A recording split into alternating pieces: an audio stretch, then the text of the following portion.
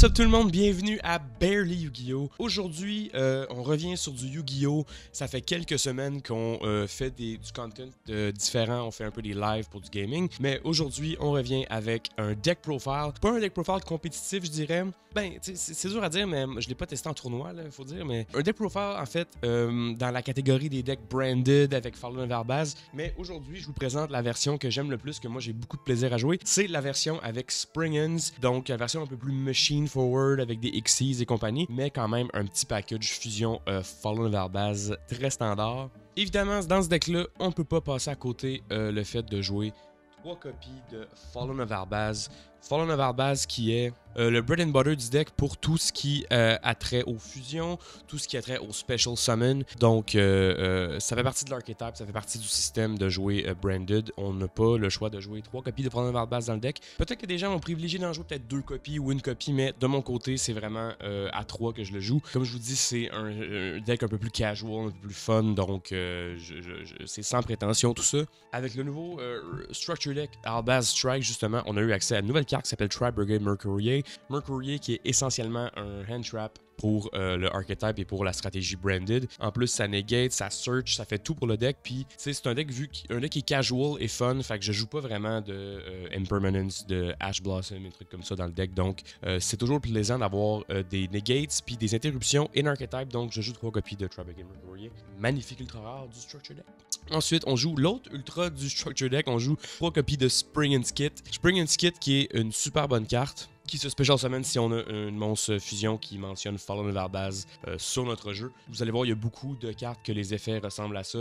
Tout un peu rapport avec le fait d'avoir une carte qui s'appelle Fallen Verbaz on board ou des cartes qui ont Fallen Verbaz dans leur texte. Spring-Ins Kit qui nous permet de searcher des spells et des traps branded, donc c'est super bon. 3 copies, ça se special summon gratuitement. Pourquoi ne pas les jouer? Et là, on rentre dans le core des monstres Spring-Ins, qui sont des monstres common. Donc, tous les Spring-Ins, puis toutes les cartes que j'ai en ce moment, c'est sûr que j'ai 3 copies de Fallen Verbaz Secret de Rise of the Duelist, mais il a été reprinté en common dans le Structure Deck. Donc, honnêtement, c'est super budget comme deck. Moi, c'est un deck que j'ai beaucoup de plaisir avec. Ça passe par le fait que la majorité des monstres Spring-Ins sont common. On a 2 copies de Spring-Ins Brother qui est excellent. Quand cette carte-là est envoyée de la main ou du deck au grave, on peut special summon un monstre Spring-Ins du graveyard. Tous les Spring-Ins ont le même effet, c'est que quand il y a un Xyz monster qui s'appelle Spring-Ins sur mon board, je peux attacher les monstres Spring-Ins du main deck à ce Xyz-là comme matériel, qu'il soit dans ma main, sur le jeu ou dans le grave. Donc, à chaque tour, je ramène tous mes matériels Spring-Ins pour les attacher à mes monstres Xyz, un peu comme des morceaux de machine qui s'attachent après le boss monster, par exemple. Donc, c'est vraiment cool. C'est une mécanique que j'aime beaucoup, puis je pense que c'est unique, puis on n'a pas beaucoup vu de decks qui font ça, donc c'est très très cool de le jouer. Ensuite, 2 copies de Spring-Ins Branga. Spring-Ins Branga, je peux le banish de mon cimetière avec un autre monstre Spring-Ins pour aller chercher une carte Spring-Ins de mon deck à ma main. Donc, c'est comme un searcher du grave, donc c'est excellent, on en joue 2. Puis, il est level 8 aussi parce que le boss monster Spring-Ins Xyz est niveau 8. Mais honnêtement, on le summon presque jamais de façon naturelle du deck parce qu'on a des façons de le cheat out avec des spells. Ensuite, 2 copies de Spring-Ins Pedor, un autre level 4 machine de Blazing Vortex. Les gens ont craché sur le set Blazing Vortex parce qu'ils ont pas, je pense pas qu'ils ont essayé de jouer Spring-Ins parce que le Xyz Spring-Ins Ship Explorer est juste incroyable. Il y a un effet super niche que pas beaucoup de decks sont capables de négater ou de jouer contre. Donc, moi, je pense que ça vaut la peine que vous l'essayez parce que c'est super budget. Donc, Spring-Ins Pedor, excellent. Je peux le tribute pour special summoner un Spring-Ins de mon graveyard. Puis, il y a encore le même effet de s'attacher au Xyz Spring-Ins. Ensuite, on joue 2 copies de Spring-Ins Rocky. Spring-Ins Rocky qui, quand j'ai le normal ou le special summon, je peux searcher une carte Spring-Ins ou la field spell Spring-Ins de mon graveyard et la mettre dans ma main. Puis un 1800 attaque beater, 1400, c'est quand même pas pire si j'ai besoin de faire du damage, donc ça se joue très bien. Et ensuite, le dernier, et non le moindre, on a Spring-Ins Captain Sargus. Il y a un effet différent un peu, c'est comme une interruption. En quick effect, je peux détacher un matériel d'un monstre Xyz de mon côté pour détruire une carte de mon adversaire en targetant. C'est super bon, c'est une des seules cartes Spring-Ins qui fait ce genre d'effet-là dans le line-up. line-up, donc ça joue super bien. On en joue 2 copies, puis c'est le deuxième level 8 qui va avec Branga pour faire tous les level 8 plays. Puis Captain Sargus, quand il est attaché comme matériel à un monstre Xyz, il donne 500 d'attaque de plus, donc c'est toujours un effet qui se prend très bien. Pour finir les monstres, on a 2 petits one-of que j'aime beaucoup, qui fit dans la stratégie Branded et compagnie. On a Albion de Shrouded Dragon et Supreme Sovereign Serpent of Golgonda. Albion de Shrouded Dragon, c'est une carte qui est jouée de façon quand même systématique dans tous les decks un peu Branded, je crois, moi que je dise de la merde, mais c'est une super bonne carte qui s'appelle Fallen of Albaz quand elle est dans le field, dans le grave, donc ça nous ouvre plein de portes pour des plays. Supreme Sovereign Serpent of Golgonda est une carte que pas beaucoup de gens ont vu passer. Je pense que personne ne joue vraiment, à moins que tu joues vraiment Springans, donc je joue Springans, fait que ça vaut la peine que je le joue parce qu'elle fonctionne avec la field spell de l'archetype. Donc, Wild Great Senti Golgonda is on the field. L'attaque originale de cette carte-là devient 3000, fait que c'est quand même pas pire, c'est un gros beater. Puis il est level 8 aussi, fait que jamais je veux faire des plays avec des Xyz. Quand cette carte-là est dans ma main ou dans mon grave, puis que je contrôle une field spell, je peux la special summoner de ma main ou du grave. Donc c'est toujours une carte qui se recurse super bien, puis c'est un gros beater. Donc ça peut vraiment servir à avoir un board presence tout au long de la partie. J'aime beaucoup cette carte-là, une super rare en plus de Lightning Overdrive, très très cool. C'est ce qui conclut les monstres, c'est un deck qui, encore une fois, est relativement inexpensive, c'est vraiment pas cher. La majorité des cartes peuvent être trouvées en common. Honnêtement, les seuls foils que tu aurais besoin d'acheter pour le deck si tu veux jouer ma liste, c'est vraiment les 3 Mercurier et les 3 Spring Kit. Puis c'est des ultras qui viennent dans un structure deck. Fait que, honnêtement, s'il y a un structure deck dans l'histoire récente de Yu-Gi-Oh! À acheter à 3 copies, no matter what, ce serait vraiment le structure deck Fallen of Albaz parce qu'il y a des cartes comme Gold Sarcophagus, il y a des cartes comme Called by the Grave, il y a Pot of Extravagance, ce structure deck-là que Konami a printé est vraiment réputé pour avoir une multitude de staples incroyables dedans. Donc, je pense qu'ils sont encore genre à 20$ peut-être, même ou 15$ dans les magasins spécialisés, dans les hobby shops de cartes à jouer.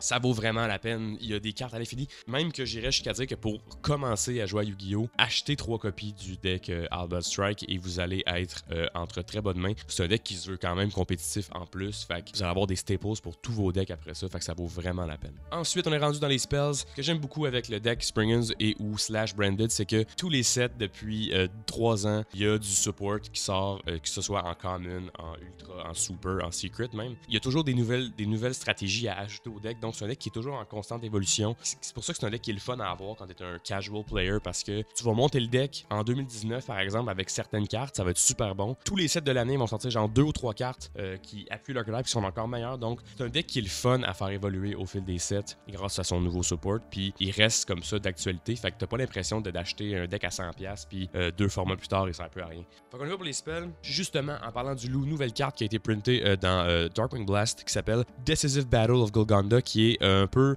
une autre façon de toujours avoir notre field spell on board. Once per turn, si j'ai une carte qui pourrait être détruite par un battle or card effect, je peux envoyer un fusion monster qui mentionne Fallen Albaz de mon extra deck au grave. C'est un peu ça le bread and butter de Branded, envoyer des monstres fusion du extra deck au grave pour trigger des effets. Donc ça me permet de faire ça avec cette spell là qui est une continuous en plus. Pendant la end phase, si j'ai Fallen Albaz sur mon field ou dans mon graveyard, je peux special summon un monstre Springans de ma main ou de mon deck. C'est un special summon du deck gratuit pour mon archetype qui crée un nouveau lien entre Branded et Springans. Donc c'est une common en plus, ça vaut rien, ça vaut 25 cents. Donc 2 copies de ça, c'est vraiment cool. Je les ai mis dans le deck juste avant de faire le deck profile, fait que je les ai pas testés encore, mais je suis convaincu que le ratio est bon. À la limite, peut-être même jouer juste une. Peut-être que c'est un Seaki One-of, mais en même temps, je trouve qu'en lisant la carte, ça sonne trop bon pour être vrai, fait que j'en joue 2 copies. Ensuite, on a quelques One-of dans ce deck-là. On a une copie de Branded Lost, continue aussi, qui empêche mon adversaire de interrompre mes Fusion Summon pour toujours. C'est super bon. Puis qui, à chaque fois que je fusionne, me permet de searcher Fallen of Albaz. Donc c'est encore une fois une carte qui se prend super bien. Je vois pas pourquoi j'en jouerais pas. En plus, ça venait dans le Structure Deck en common. Donc je l'avais, j'ai pas le choix. Ensuite, on joue une copie de Springans Booty. Là, je sais que vous allez vous dire que ça fait beaucoup de spells continuous, mais c'est un peu ça c'est un peu ça le style du deck. Donc it is what it is. Springans Booty qui me permet, à chaque fois qu'un monstre Xyz de mon côté leave the field, vous allez comprendre pourquoi c'est intéressant cet effet-là, parce que le Spring Ship Explorer peut se banish lui-même et revenir à la fin du tour pour éviter de se faire attaquer. Donc c'est ça, si j'ai un Xyz monster qui leaves the field, je peux targeter un monstre de mon adversaire. Ça empêche moi ou mon adversaire d'activer les effets de ce monstre-là que je vais targeter pendant ce tour-là. Puis Springans Booty, the gift that keeps on giving, me permet d'activer ma field spell du grave ou du deck si je la pop. Donc encore une fois, le but du deck c'est toujours avoir la field spell on board. Donc c'est une autre manière de d'y arriver, donc très bon. Ensuite, on joue une copie de Branded in High Spirits, une nouvelle carte de Burst of Destiny. Une carte qui est excellente, je pense que beaucoup de monde joue dans les decks Branded. Ensuite, je joue évidemment une copie de Branded in White, qui est une des meilleures cartes fusion du line-up Branded. En fait, j'ai besoin d'un dragon pour utiliser cette carte-là, mais j'ai plusieurs fusions qui nécessitent un dragon dans l'extra deck, donc ça fonctionne très bien. Et ensuite, on a les triples et les cartes qui sont nécessaires pour jouer Springens. Donc, on a évidemment 3 copies de Springen's Watch. Springen's Watch qui est un contingency plan pour aller searcher la field spell. En fait, cette carte-là, si on n'a pas la field spell sur le jeu, nous permet d'aller la searcher. Puis si elle est sur le jeu, elle nous permet de searcher un monstre Springens. Donc, c'est une spell qui fait tout pour le deck. Malheureusement, je peux juste en activer une par tour, mais c'est en masse pour nous déclogger ou pour starter le combo. Donc, ensuite, évidemment, le bread and butter du deck. Vous aurez compris, la field spell, Great Sensi Gold Golgonda. C'est dur à dire comme carte, mais je l'ai tellement mal dit souvent que je suis rendu habitué. Super Rare de Blazing Vortex encore, c'est vraiment pas cher à mettre la main dessus. C'est Great Sensi Gold Golgonda qui me permet de... déjà qui donne 1000 d'attaque à tous mes Springens on board, mur à mur, c'est très très bon. Pas genre 500, là, 1000 d'attaque, ça peut faire la différence pour faire un OTK quand même. La field spell Great Sensi Gold Golgonda me permet de Xyz summon un monstre out of the blue si j'ai pas de monstre on board. Donc, si j'active la spell, j'ai automatiquement le boss monster sur mon board à chaque fois. Là, donc, c'est super bon. Quand j'ai un monstre Xyz qui leave the field pendant que cette carte-là est on board, je peux targeter un monstre de mon adversaire et le faire empêcher d'attaquer jusqu'à la fin de la prochaine end phase. Ça fait plein de choses pour le deck. C'est une carte qui est un raccourci pour toutes les stratégies importantes du deck. Donc, évidemment, on a déjà 3 copies, on n'est pas fou. Puis, on n'a pas vraiment besoin de jouer de Terraforming, trucs comme ça pour aller la chercher. On a tellement de cartes in archetype qui nous permettent de le faire que ça vaut pas la peine de racheter un one-off de plus qu'on verra peut-être même pas. Ensuite, on joue Branded, on n'est pas fou. On joue 3 copies de Branded Fusion. Branded Fusion qui est la nouvelle carte fusion incroyable qui permet de fusionner du deck toutes nos cartes fusion qui incluent Fallen of Arbaz. Donc, Branded Fusion n'a plus besoin de présentation. Et j'attire votre attention sur à quel point la carte a été mal printée et découpée. Donc, voilà. Et on est déjà rendu aux traps. Springens a plusieurs petites traps intéressantes dans le archetype. On commence avec 2 copies de Springens Blast. Springens Blast qui me permet de choisir une zone du côté de mon adversaire si je contrôle un monstre Springens. S'il y a un monstre dans cette zone, ce monstre-là ne peut pas attaquer directement. Puis ses effets sont négatés. Donc, c'est des negates qui sont difficiles à interrompre parce que ça target pas le monstre, mais ça target la zone. Donc, c'est un des points forts, je trouve, du deck Springens. C'est que on s'attaque souvent un peu par la bande, mais ça donne des effets qui sont semblables à des negates de monstres, des trucs comme ça, mais on target rarement le monstre itself. C'est toujours un peu les zones ou des trucs comme ça. Donc, c'est rafraîchissant, je trouve, comme stratégie, puis ça fait changement, puis c'est difficile à contrecarrer. Donc, j'ai l'impression que si tu arrives avec Soul Local, tu vas probablement surprendre plusieurs personnes. Et s'il n'y a pas de monstre dans la zone, après ça, Springens Blast, l'adversaire ne peut pas utiliser la zone pour summoner un monstre, quoi que ce soit. Puis si, en plus, ce qui est fou, c'est que si je contrôle une carte fusion qui mentionne Fallen of Arbaz, je peux choisir 2 zones. Fait que c'est une trap qui peut me permettre de négater l'effet de 2 monstres non-targetable ou, genre, un peu à la Ojama Trio, empêcher que mon adversaire utilise des zones. Honnêtement, c'est fucking bon, là. Ensuite, on a la deuxième carte Springens. On a Springens Call. Ça me permet, c'est comme un Monster Reborn un peu pour soit un monstre Springens ou pour Fallen of Arbaz, donc c'est très très bon déjà. Aussi, je peux banish cette carte-là de mon cimetière pour attacher un monstre fusion qui mentionne Fallen of Arbaz à un de mes Xyz Monsters on board. Donc ça me permet de sortir un monstre du extra deck pour pouvoir l'envoyer au grave en activant l'effet. Parce que, comme j'ai mentionné tantôt, le but souvent des fusions qui mentionnent Fallen of Arbaz comme matériel, c'est de se faire envoyer du extra deck au graveyard. Donc que ça passe par être un matériel avant, ça a peu d'importance. Donc c'est très très bon. Monster Reborn, ça se prend très bien. Et ensuite, on joue quelques petites traps one-of. On joue Branded Retribution qui est une super rare, je pense, un nouveau printing dans le deck Fallen of Arbaz qui est super bonne. Probablement que j'aurais peut-être dû la jouer à 3, mais j'ai pas mis la main sur 3 decks. En fait, j'ai comme ramassé un peu les cartes qui m'intéressaient de Samy et de Gab qui les ont achetées. Une quick play trap qui permet de négater des cartes et de les destroy, donc c'est très très bon. Tout ça au coût de retourner un monstre fusion de mon board à mon extra deck. Puis, comme la majorité des cartes spell ou trap branded, je peux la banish du grave pour soit aller chercher une spell branded ou la setter directement. C'est une de ces plusieurs cartes qui ont cet effet-là, donc c'est très très bon. Ensuite, pour finir le main deck, on joue 2 traps qui s'appellent Springens Interluder, qui est encore une fois continuous, donc je finis par quand même pas mal avoir de spells ou de traps qui restent on board pour jouer le deck, mais écoute, il y a plusieurs decks comme ça, puis it is what it is. Donc, Springens Interluder, quand mon adversaire active une carte ou un effet, je peux retourner un mon Springens Xyz que je contrôle au extra deck pour soit négater l'effet ou special summon un level 8 monster de mon grave. Donc, ça peut être par exemple une fusion que je viens d'envoyer avec une autre carte, parce que la majorité des fusions branded avec Fallen of Arbaz sont level 8, ou aller chercher par exemple Springens Branga ou Captain Sargus. Ça m'ouvre un toolbox vraiment intéressant, je trouve, comme trap, donc je la joue, c'est certain. Puis si j'ai un monstre Xyz qui leaves the field by a card effect, donc probablement par son propre effet ça fonctionne, peut faire perdre 1000 d'attaque à tous les monstres de mon adversaire. Donc c'est une carte qui fait un peu de tout, c'est très très cool. Puis voilà, ça vaut la peine. Une trap que j'avais manqué en fait. Je fouillais dans le book de Dawn of Majesty hier, puis j'ai fait comme Chris, j'avais jamais lu cette carte-là. Puis là j'ai vu le nom Springens, puis ben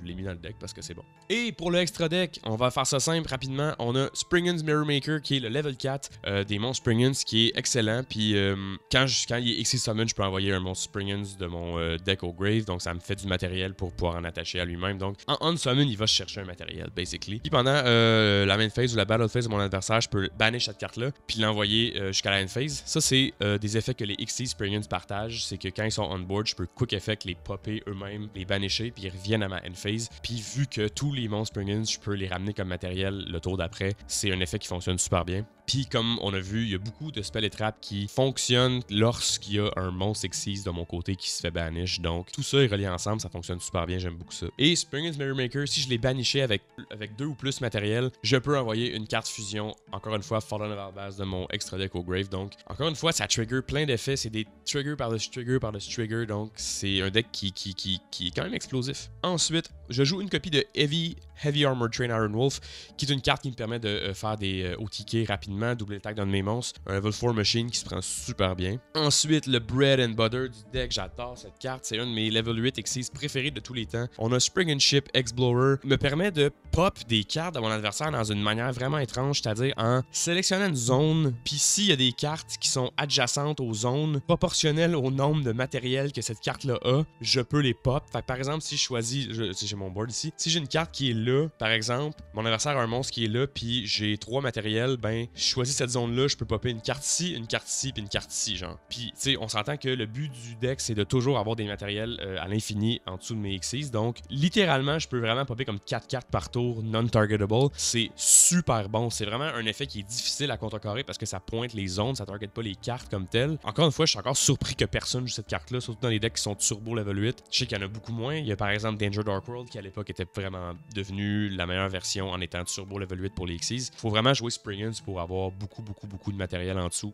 à chaque tour, donc je peux comprendre que ça fonctionne pas super bien dans un deck standard, mais pour un deck Springens, c'est vraiment une carte qui est difficile à jouer contre. Et on a un petit dernier level 8 Xyz, on a Number 15 Gimmick Puppet Giant Grinder qui est encore du removal très bon, qui peut servir un peu comme toolbox n'importe quand, donc c'est excellent. Ensuite, on a une panoplie de fusion Fallen of Arbaz, évidemment, on a Titanic Lad et Ash Dragon, excellent. On a Brigand de Glory Dragon, parce que on a plein de monstres level 8 or higher, donc ça vaut la peine de le jouer, c'est très bon. On a Sprine, the Iron Dash Dragon, encore une fois une fusion qui est un peu le mélange des deux archetypes entre Springens puis Branded, c'est très cool. On a Albion de Branded Dragon, une carte que tout le monde connaît, je vais pas tergiverser là-dessus trop. Je joue une copie de Alba Lenetis de The Abyss Dragon qui est sortie dans Dimension Force parce qu'on l'a pull en fait, puis je l'avais sous la main, donc une super bonne carte aussi, qui est un battle trick vraiment cool avec son effet. Et évidemment, vu qu'on joue un deck branded avec Branded Fusion, on joue 2 copies de Mary Jade et 2 copies de Lubellion qui vont ensemble évidemment, puis tout le monde connaît Mirror Jade, ça a fait un peu un splash dans le Yu-Gi-Oh! World quand c'est sorti. Une carte qui je trouve qui est bien balancée, somme toute. Je pense qu'on s'entend là-dessus dans Berry Wagio, c'est qu'il y a des cartes qui sont excellentes comme Mirror Jade par exemple, qui sont difficiles à hâter, mais qui restent quand même fair, puis que c'est correct de jouer contre parce qu'il y a moyen de les négater, il y a moyen d'avoir une interaction. T'as l'impression quand même de pouvoir faire la différence dans un match en summonant cette carte-là, donc voilà, 2 copies de Mirror Jade, 2 copies de Lubellion. Voilà, c'est mon deck Springens / Branded / Fallen of Arbaz.